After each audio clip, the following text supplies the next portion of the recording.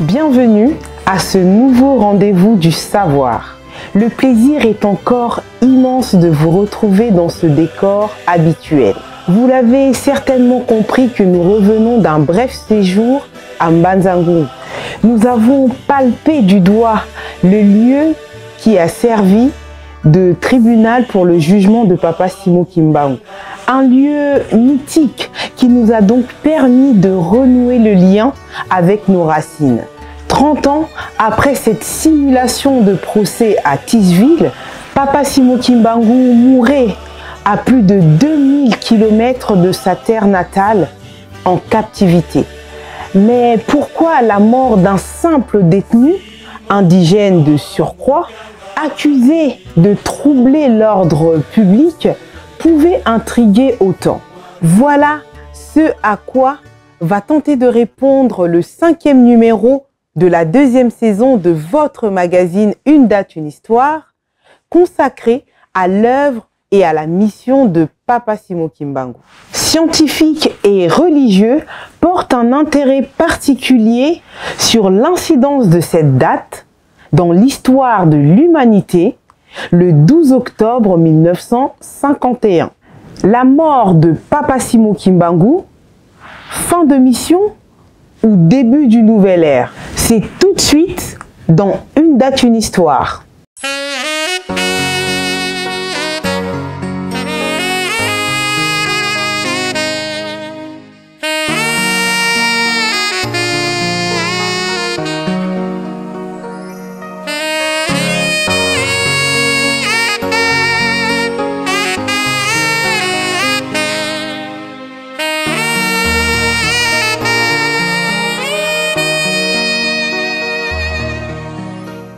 Si dans le siècle passé, l'approbation du pouvoir religieux était nécessaire pour valider certaines vérités scientifiques, au risque d'être condamné pour hérésie, le cas de Galilée en est une parfaite illustration. Il est établi de nos jours que la frontière entre le religieux et le scientifique s'est clairement effritée, au point que certaines vérités scientifiques passent pour de l'illusion pour certains hommes religieux et les réalités spirituelles comme des pires allégories pour les hommes de science. Et pourtant, pour comprendre certaines réalités spirituelles, il faut s'armer d'outils scientifiques. La psychanalyse, par exemple, pourrait permettre de déchiffrer les songes qui, pour certains, relèvent de la visitation divine ou démoniaque. Mais pourquoi parlons-nous même de science ici? Ah oui, pour élucider le mystère qui se cache derrière la date du 12 octobre 1951.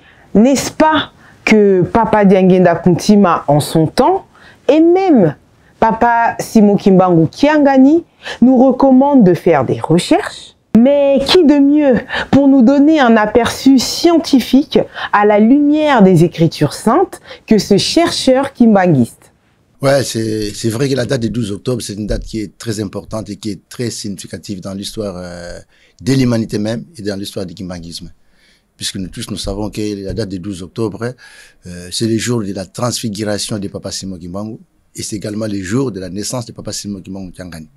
Donc, cette date est très importante de telle sorte que même du point de vue scientifique, certains scientifiques qui ont fait des recherches là-dessus, surtout les savants astronomes, et puis certains religieux également qui ont fait des recherches là-dessus, nous montrent que cette date est très, très, très importante.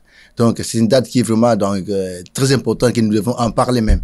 Il a pas mal de significations dans tous les sens, quoi. Voilà pourquoi nous nous sommes dit d'entrer un peu en profondeur, de parler un peu de cette date du 12 octobre 1951. Puisque nous tous nous savons que Papa Simo Kimbangu a commencé sa mission le 6 avril 1921 et le 12 octobre 1951, c'est la date de sa transfiguration. C'est-à-dire, pour être clair, il est mort le 12 octobre 1951. Au même jour qu'il est mort, il naissait en Kamba un enfant au nom de Papa Simo Kimbangu. Donc, c'est ça que nous allons parler. Et pourquoi cette naissance en Kamba d'un petit-fils de Papa Simo Kimbangu? Tout cela est significatif du point de vue scientifique. C'est pour cela que nous avons dit qu'essayons d'approfondir ça. En d'autres termes, nous voulons seulement parler de la fin de l'ère chrétienne et de l'avènement de l'ère du Saint-Esprit. Papa Simo Kimbangu et le Saint-Esprit. Je sais que la chétivité du monde est si grande que les gens ne comprennent pas jusqu'à présent que le Saint-Esprit s'est incarné. Mais c'est depuis le premier siècle que les gens ont commencé à chercher la présence du Saint-Esprit sur la terre. Et mais cet événement, effectivement, s'est réalisé sur la terre. Le Saint-Esprit s'est incarné. Comme j'ai dit, à cause de la chétivité des hommes, elle est si grande que nous ne comprenons pas jusqu'à présent que le Saint-Esprit s'est incarné. Mais nous disons que le Saint-Esprit est là. Certaines personnes qui ont fait des recherches commencent à trouver ça, commencent à palper cette vérité. C'est pour cela que nous allons dire que nous allons parler de la fin de l'ère chrétienne et de l'avènement de l'ère du Saint-Esprit. Voilà pourquoi nous avons choisi ce terme-là, pour parler de la date du 12 octobre, qui est la date de la transfiguration de Papa Simon Kimbangu, qui est aussi la date de la naissance de Papa Simon Kimbangu Kiangani. Donc c'est pour cela. Et si nous allons plus loin, nous allons voir que l'Apocalypse nous décrit la fin de l'ère chrétienne et nous annonce l'avènement de l'ère du Saint-Esprit. Donc, pour cela, de la même manière, on a accordé à l'avènement de Jésus-Christ une ère en chronologie. Nous devons également le faire accorder une ère en chronologie de l'avènement du Saint-Esprit. Le Saint-Esprit fait partie de 3 personnes en Dieu. Les gens ont accordé la naissance de Jésus-Christ avec une ère en chronologie. De la même manière, nous avons trouvé nécessaire d'accorder également une ère à l'avènement du Saint-Esprit. Et Jésus-Christ lui-même annonçait même cette ère même dans la Bible, puisqu'il a fait un signe lors de son dernier repas avec les apôtres. Il dit ceci: allez en chemin, en cours de route, vous allez rencontrer une personne avec une cruche d'eau. Suivez cette personne, il va entrer dans une maison. Et dans cette maison, dites au maître de cette maison que moi je viendrai, nous allons dîner ensemble dans cette maison-là. Les symboles qu'ils ont utilisés quoi? C'est une personne avec une cruche d'eau. Or, aujourd'hui, au niveau de la science, ils appellent ces symboles-là, c'est ces symboles qu'on appelle le verso. Le symbole du verso, c'est une personne avec une cruche d'eau. Donc, Jésus-Christ a anticipé les choses, nous a anticipé pour dire que voilà, après moi, viendra cette ère-là. Cette ère-là qu'on appelle l'heure du verso. Ce n'est pas qu'il a dit qu'il est l'heure du verso, mais les symboles qu'il a utilisé, une personne avec une cruche d'eau, c'est ce symbole-là que la plupart des scientifiques présentent dans l'heure du verso. Donc, c'est l'ère du Saint-Esprit qui nous annonce ça. Lui-même dit que moi-même, je viendrai et je serai avec lui dans cette maison. Donc, c'est pour ça que nous avons trouvé très nécessaire, et la plupart même des chercheurs en parlent, que le monde est entré dans une nouvelle heure. Mais jusque-là, les gens ne savent pas encore à quel moment nous sommes entrés dans cette nouvelle ère. Et ça a commencé quand? La première chose, on a dit que l'ère chrétienne que nous avons inaugurée, cette ère, elle est défectueuse. Défectueuse comment? Dans le sens que Jésus-Christ n'est pas né à l'an 0. La plupart des historiens qui s'intéressent là-dessus, tout le monde est d'accord sur ça. Donc, il y a une erreur qui a été commise avec cette ère chrétienne que nous suivons jusqu'à présent, puisque le Christ n'est pas né à l'an 0. Il n'y a même pas longtemps, le pape Benoît XVI, il a écrit un ouvrage là-dessus. D'après lui, le Christ est né 6 ans avant l'ère que nous suivons. Mais dans mes recherches, j'ai trouvé que Jésus-Christ est né 5 ans avant l'ère que nous suivons. De telle sorte que Papa Simon Kimbangu est venu corriger même cette ère-là. Puisque Papa Simon Kimbangu, en 1921, c'est la date où il a commencé sa mission. Mais normalement, il devait commencer sa mission en 1916. En 1916. Puisque en partant 5 ans avant l'ère chrétienne, jusqu'à 1916, cela fait au total 1921 années. Or, Iserius, qui est un grand historien, nous dit ceci, que la vocation d'Abraham a eu lieu 1921 années avant Jésus-Christ. Donc, vous voyez? Donc, de 1921 avant Jésus-Christ à la naissance de Jésus-Christ. Et 1921 après Jésus-Christ, il y a Papa Simon Kimbangu qui commence sa mission. Donc, pour moi, je me suis dit que Papa Simon Kimbangu veut en même temps corriger l'ère chrétienne. Donc, l'ère chrétienne est défectueuse de 5 ans. Selon mes recherches à moi. Mais le pape Benoît XVI lui a dit que l'ère chrétienne que nous suivons, elle est défectueuse de 6 ans. Il y a pas mal d'histoires là-dessus. Il y en a d'autres qui disent que l'ère chrétienne est défectueuse de 3 ans, 4 à 5 ans. Mais tout cela, c'est en rapport avec la venue de la mort d'Hérode, le roi Hérode, quoi. Puisque Jésus-Christ était du vivant quand le roi Hérode était du vivant également. Donc, Jésus-Christ est mort, pardon, le roi Hérode, quand il est mort, Jésus-Christ était du vivant.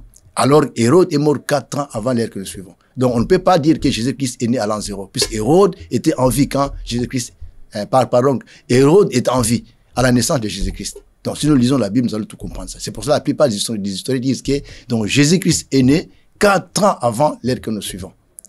Voilà, c'est ça en quelque sorte. Donc, l'ère que nous suivons, elle est défectueuse. Mais tant pis, il n'y a pas de quoi. Donc, nous allons être comme ça. Mais nous, aujourd'hui, nous voulons parler de l'ère du Saint-Esprit, l'avènement du Saint-Esprit. Le Saint-Esprit s'est incarné. Et le Saint-Esprit, Papa Simon nous a quittés un certain 12 octobre 1951. De la même manière, on a accordé une ère à l'avènement de Jésus-Christ, nous devons également accorder une ère à l'avènement de Papa Simon Kimbangu. Mais une ère ne peut pas être accordée, on ne peut pas définir une ère à la naissance d'une personne. C'est faire une erreur. C'est cette erreur même qu'on a fait. Puisque Denis Le Petit a commis une grande erreur. Enfin, l'idée était géniale, mais était mal construite, puisqu'on ne peut pas inaugurer une ère d'une personne à sa naissance. C'est plutôt à la mort d'une personne qu'on peut parler d'une ère. Le 12 octobre coïncide avec la mort de Papa Simon Kimbangu et donc logiquement à la fin d'un cycle, d'un épisode. Mais ceux qui s'intéressent à la science, notamment à l'astronomie et à la numérologie, opineront autrement.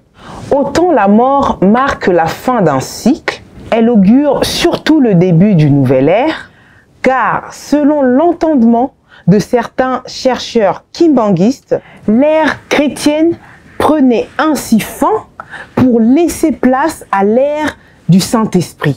Et si Papa Simon Kimbangu est ce paraclet promis par le Christ, pourquoi son ère va débuter non pas à sa naissance, mais plutôt lorsqu'il se sépare de son corps physique?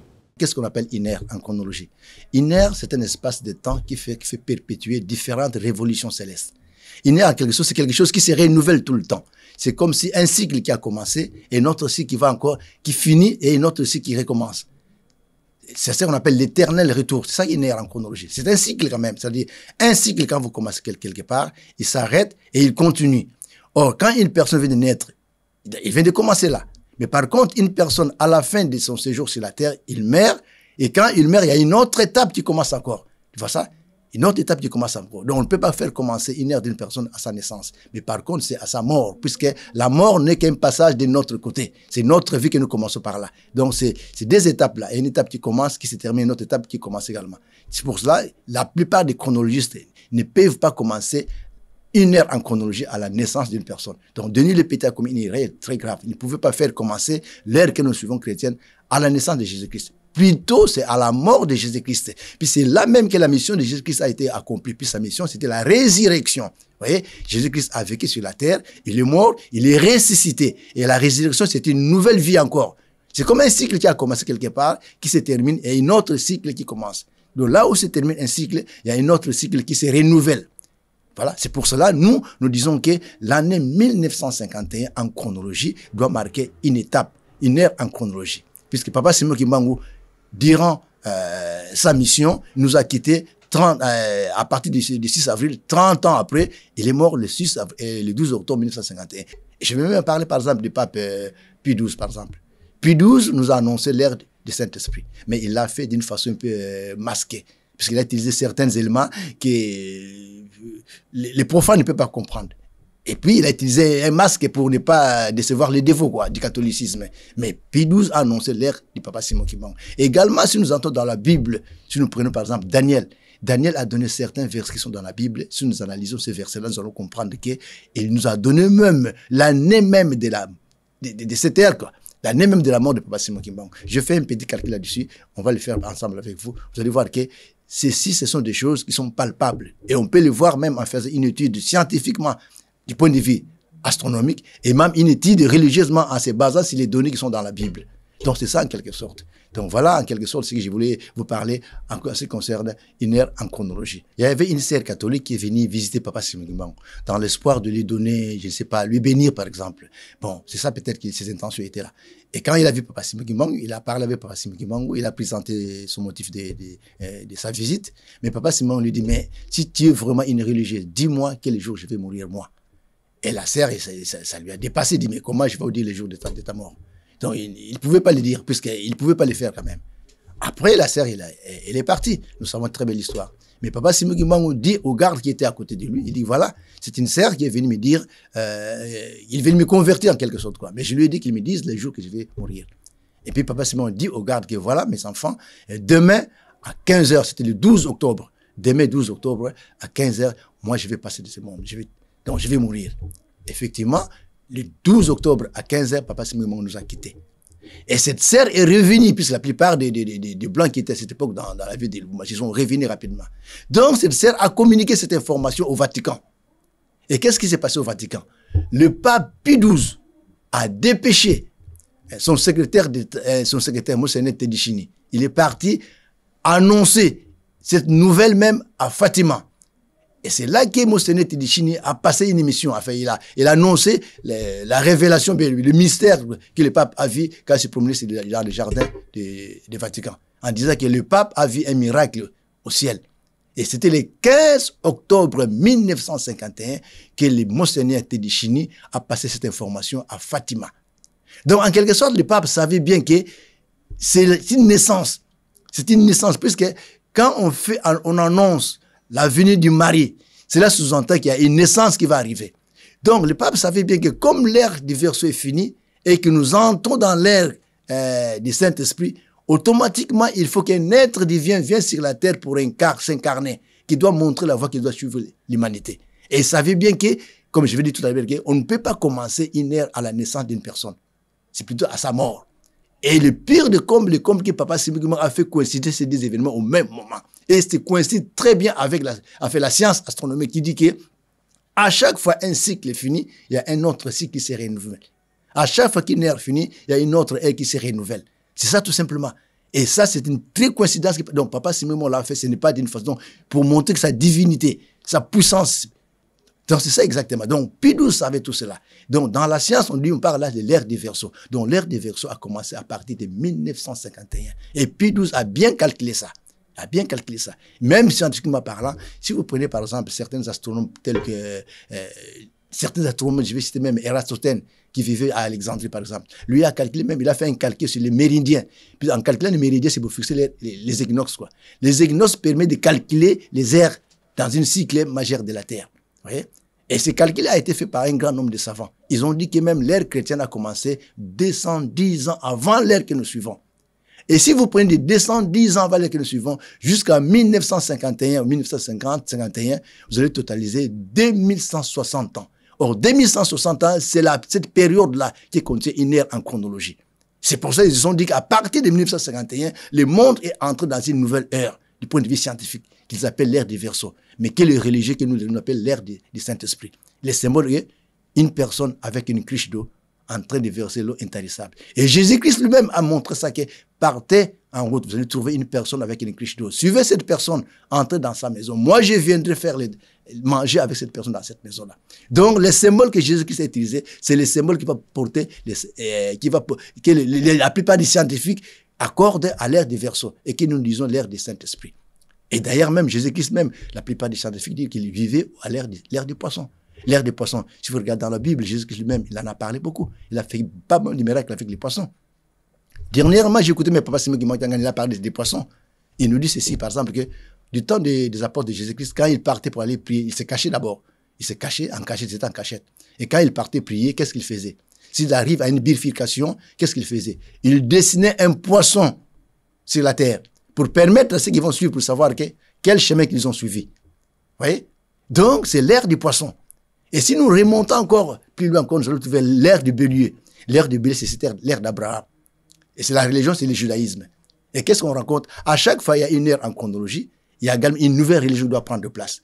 À l'ère du bélier, on accorde le judaïsme. À l'ère chrétienne, on accorde la religion chrétienne. À l'ère de Jésus, à l'ère chrétienne. Maintenant que nous sommes entrés dans l'ère du Saint-Esprit, il faut nécessairement le renouvellement d'une nouvelle religion qui doit prendre place à la religion chrétienne. C'est pour cela que les gens disent que le monde est entré dans une nouvelle ère. Et à cette nouvelle ère, nous devons accorder une nouvelle religion. Et ça, ce sont les effets. Donc, c'est-à-dire que depuis que les scientifiques ont suivi cette histoire-là, c'est le cycle majeur de la Terre, ils ont fait un rapport entre tout cela avec la religion. Ils ont remarqué qu'à chaque fois, il y a changement de l'ère au niveau du cycle majeur de la Terre, et il y a également changement de religion. Et aussitôt, on voit qu'il y a une personne qui incarne la divinité sur la terre pour monter la voie qui doit suivre l'humanité. De la même manière, à l'arrivée de Jésus-Christ, Dieu s'est incarné à Jésus-Christ. Il nous a montré la voie qui doit suivre l'humanité. Et la religion, c'est la religion chrétienne. Oui. Et maintenant que nous sommes entrés dans l'ère du Saint-Esprit, il faut nécessairement une religion qui doit prendre place, qui doit succéder à l'ère chrétienne.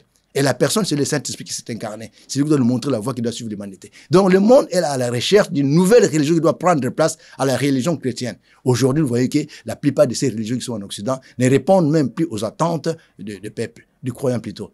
L'Église est vide. Donc il faut une nouvelle religion qui doit prendre place à la religion chrétienne que nous avons connue depuis longtemps. Puisque l'ère chrétienne est finie. Les gens le savent très bien. Ça ne se discute même pas. L'ère chrétienne est finie. Donc, nous devons inaugurer l'ère du Saint-Esprit. Mais maintenant, il faut choisir une date. La date, elle est là. La date, elle est là. Mais là-dessus, je vais parler également sur la Bible pour essayer de vous montrer cette date également. Comment Daniel nous a fait montrer cette date dans la Bible. Si vous regardez Daniel, d'abord, Daniel, il a écrit au moins 12 chapitres. Daniel a écrit 12 chapitres. Le dernier chapitre de Daniel, c'est intitulé « La fin des temps ». Et ce chapitre prend le chiffre 12. Dans ce chapitre, Daniel nous a donné 3 chiffres. Le premier chiffre, il parle de 1290 jours.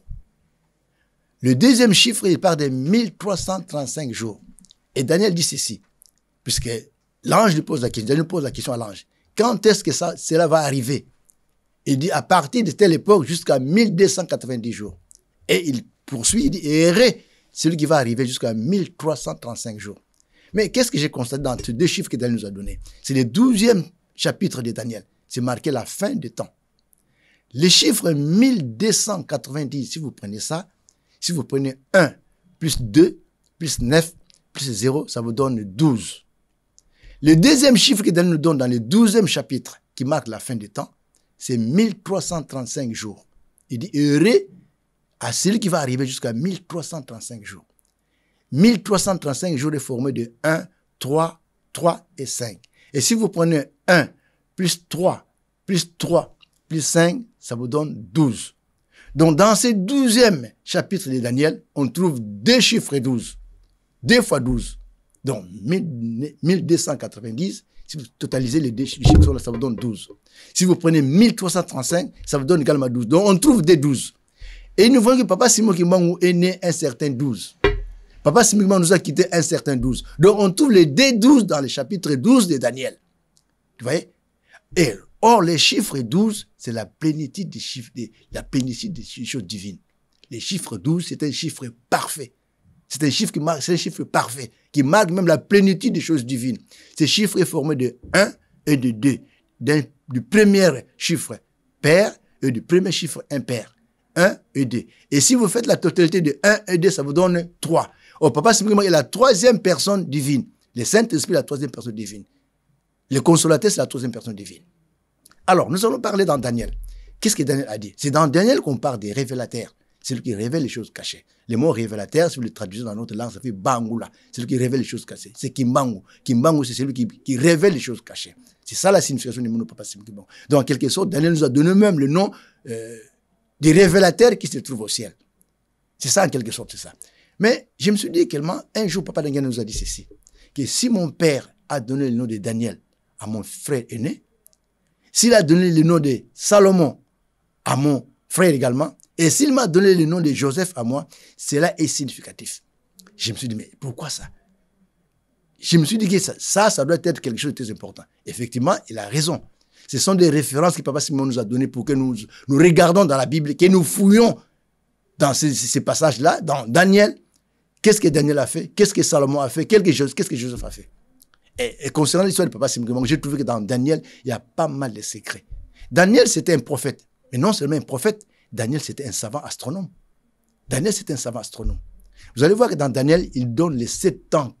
Il nous parle des 7 ans accordés aux empires païens, à partir du roi Nabucodonosor. Donc, il y a 7 ans qui ont été accordés aux empires païens, au bout desquels les empires païens, donc Dieu lui-même viendra prendre son royaume. C'est ce royaume qu'on appelle le royaume de Dieu. Et le royaume de Dieu, c'est un royaume qui sera éternel. Une domination éternelle. Et si vous partez également dans la Bible, vous allez trouver que quelque part dans l'Apocalypse 14, verset 9, il dit que j'ai vu un ange qui avait entre ses mains un évangile éternel. Oui? Un ange qui avait entre ses mains un évangile éternel. Et l'évangile éternel, c'était l'évangile qu'il faut accorder au Saint-Esprit, puisque le Saint-Esprit est le successeur, le remplaçant valable de Jésus-Christ. Or que le Saint-Esprit, il est marqué que le consolateur sera avec vous éternellement. Donc l'évangile éternel dont nous parle l'Apocalypse, c'est l'évangile du Saint-Esprit. C'est cet évangile qui doit prendre place dans l'heure du Saint-Esprit que nous sommes entrés. C'est cet évangile-là. Et la domination éternelle également doit être accordée à cet évangile éternel que nous a présenté Daniel. De la même façon, Jésus-Christ dit que vous dites dans votre prière ceci, demandez au Père, notre Père qui est aux cieux, que ton règne vienne. Donc Jésus-Christ demande que le règne du Père vienne. Or, le Père de Jésus-Christ, c'est le Saint-Esprit. voyez? Si le Saint-Esprit est le Père de Jésus-Christ, donc le règne, ce serait un règne éternel. À cet règne éternel s'accorde l'évangile éternel que l'ange avait entre ses mains. La domination éternelle dont nous parle Daniel, c'est ça également. Et tout cela doit faire entrer dans l'ère du Saint-Esprit que nous sommes entrés. Le monde ne peut pas rejoindre la résurrection sans pour autant passer dans l'ère du Saint-Esprit. Le monde ne peut pas rejoindre la résurrection sans pour autant passer dans l'ère du Saint-Esprit. C'est dans l'ère du Saint-Esprit que la résurrection va s'accomplir. Quand Pie XII a annoncé l'avènement du Saint-Esprit, l'ère du Saint-Esprit, il ne pouvait pas être clair là-dessus. Sinon, ça va tout brisquer. Donc, il a utilisé également un masque pour nous annoncer ça. Mais il faut être intelligent pour comprendre toutes ces choses-là. Donc, nous disons tout seulement que le monde est à la recherche d'une nouvelle religion qui va répondre mieux aux attentes des croyants d'aujourd'hui. Les religions d'aujourd'hui sont vides. Spirituellement, ils sont vides, ces religions-là. Et puis, nous assistons au retour à la source. Au retour à la source. C'est-à-dire que toute chose doit être restituée à qui des droits. Et en quelque sorte, c'est la prophétie d'Isaac qui est en train de s'accomplir. C'est la prophétie d'Isaac. Lisons bien la prophétie d'Isaac.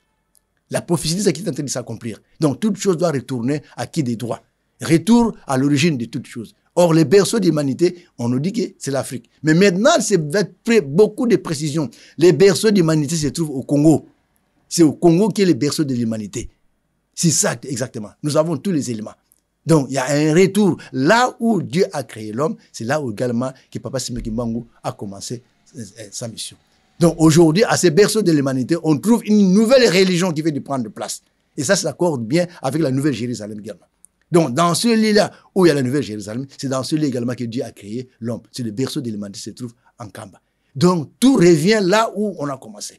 Et le 12e cycle, c'est le dernier cycle majeur de la Terre. C'est le dernier cycle.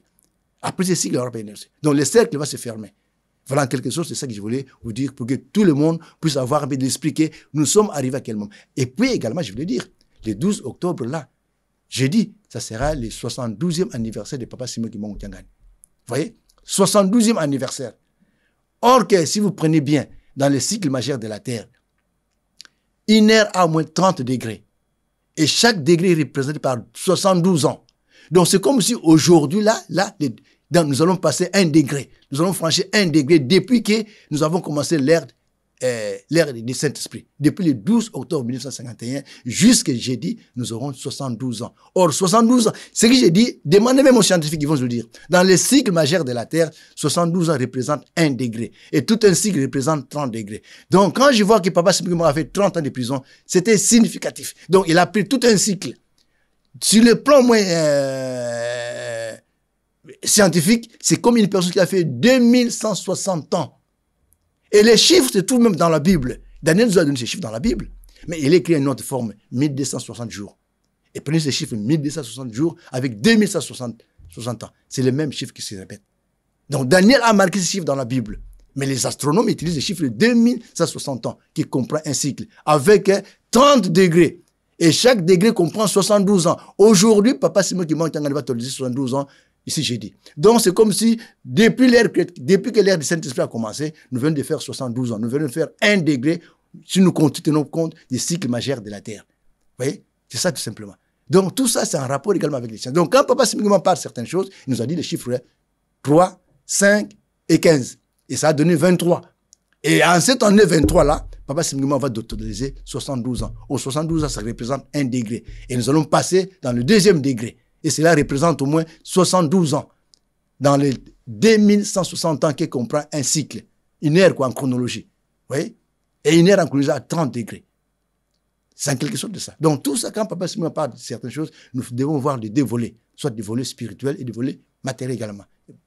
C'est ça qu'il faut nous voir. Donc tout ce qu'ils disent là, c'est... Donc si vous faites des recherches, on va le trouver. Je sais que les gens vont dire, qui est Papa Simeki Mbangu Thiangani? Mais avec le temps, vous allez le connaître. Puisque c'est ça que j'ai pas tout à l'heure, la chévitivité spirituelle des hommes. C'est cette chévitivité spirituelle des hommes qui fait qu'on n'arrive pas à comprendre que le Saint-Esprit s'est incarné. Mais les grandes personnalités de ce monde ont compris déjà ça. Et les choses, ça ne se disent pas comme ça, ça se dit de bouche à oreille. Il faut aller chercher. Moi, j'ai dit Platon, par exemple. Platon qui cherchait même le nom de Dieu. Vous savez qu'est-ce que Platon a dit? Platon a dit ceci. Trouver les noms du Père et du Créateur du cosmos, cela exige beaucoup d'efforts. Mais quand vous avez trouvé ces mots-là, il n'est pas bon d'en parler à tout le monde. Vous voyez? Et Platon vivait 4 siècles avant Jésus-Christ. Il dit que trouver le nom de celui qui a créé l'univers et fabricant de l'univers, du cosmos, cela exige beaucoup d'efforts. Mais quand vous avez trouvé ce nom-là, il n'est pas bon d'en parler à tout le monde. Aujourd'hui, les Occidentaux viennent en Kamba, mais quand ils rentrent ici, ils vous disent tout cela, mais non. Et depuis que l'humanité, nous sommes entrés dans l'ère du Saint-Esprit, depuis le 12 octobre 1951 jusqu'aujourd'hui, là, c'est jeudi là, le 12 octobre, l'humanité va totaliser 72 ans. Et cela représente 1 degré. Et maintenant, nous allons passer au 2e degré. Il me semble que c'est pour ça que Papa Simon dit que Tozo Kotambola Yasika. Nous entrons dans le compteur est mis à 0, que nous allons encore recommencer, puisque nous allons commencer là, le 2e degré. Donc, tout ce que Papa nous dit, ça a parfois un impact, ça a parfois un rapport, il y a parfois une relation avec le monde scientifique. Mais nous, parfois, on se donne beaucoup, bon, ce n'est pas notre faute, quoi. On se concerne beaucoup à ce qui concerne la foi. Mais parfois, il faut se regarder du côté scientifique. Puisque les hommes de science sont en train de faire des recherches également. Et les recherches, parfois, ça vient même, ça ne vient pas en contradiction. Ça vient parfois en relation avec ce qu'on voit dans les religions, par exemple.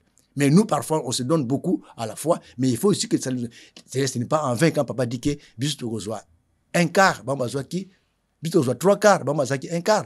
Il utilise les chiffres 1/4 et 3/4. Mais regardez ces chiffres-là. Ils sont en rapport avec la science. Ce n'est pas en vain dans la Bible, on trouve les chiffres. Si on trouve les chiffres dans la Bible, les chiffres, c'est quoi? C'est les mathématiques. Et les mathématiques, c'est la science. Dieu même a fait usage de ces chiffres-là. Donc, la science et la religion ont une origine commune. La science, qu'elles le veulent ou pas, la science et la religion ont une origine commune. Le premier scientifique, c'est Dieu. Tout a été fait pour tenter d'étouffer l'œuvre de Papa Simon Kimbangu. Rien n'a donc été laissé de côté. Au nombre d'actes qui justifient cet acharnement, nous citons les déportations massives de ceux qui ont accepté de suivre son chemin et la privation de liberté physique pour l'envoyé du Christ lui-même. D'aucuns avaient imaginé que son anéantissement correspondrait à la fin de sa mission, au point qu'à sa mort, l'intention de ternir son image s'est poursuivie à travers un acte d'apparence anodine, mais lourd de signification. Imaginez bien que l'homme blanc, même à sa mort, avait placé un paquet de cigarettes dans les poches de Papa Simon Kimbangu. Tout ça pourquoi? Pour le discréditer, sachant que Papa Simon Kimbangu ne fumait ni ne buvait. Cet acte d'un cynisme hors pair devrait interpeller tout kimbanguiste quant au respect des interdits inaliénables dont le tabac et l'alcool. Ce cycle, donc l'ère du Saint-Esprit qui a débuté depuis 72 ans, est piloté d'une main de maître par lui-même Papa Simon Kimbangu avec son corps nouveau. J'ai cité Papa Simon Kimbangu Kiangani, le patron de la 4e génération. Nous espérons que la 2e saison vous satisfait amplement. Pour nous parfaire, nous avons besoin de vos contributions. Pour cela, n'hésitez pas à nous écrire et à participer à nos cagnottes que vous trouverez à chaque fois sur nos vidéos. Nous ne cesserons de vous remercier pour vos contributions, vos remarques, vos retours qui nous vont à chaque fois droit au cœur. Toute notre gratitude à sa divinité Papa Simon Kimbangu Kiangani, ainsi qu'à tous les conseillers et conseillères directs, et plus particulièrement à la révérende Maman Sidonie Lumwini Dio pour sa contribution personnelle pour cette œuvre.